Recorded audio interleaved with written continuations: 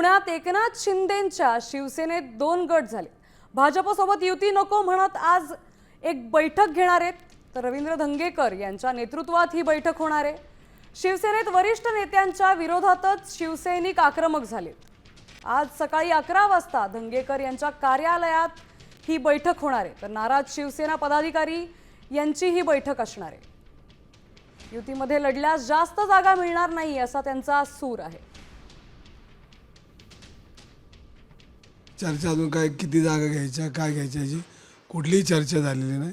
ही सगळी निर्णय एकनाथ शिंदे साहेब घेतील आणि पक्षाचा जो मेरिट ठरला आहे त्या मेरिटप्रमाणे कशा विभागणी होती कसे वाढ देतील तो निर्णय शेवट अंतिम निर्णय ते घेणार। पण मग 20 ते 25 जागावर समाधानी आहे नाही, मी परत एकदा सांगतो की 165 जागाच्या मुलाखती घेतल्यात। 165 जागांबाबत शिंदे साहेबांकडे अहवाल माझा पोहोचणार आहे आणि निर्णय त्यांनी घ्यायचा आहे तो।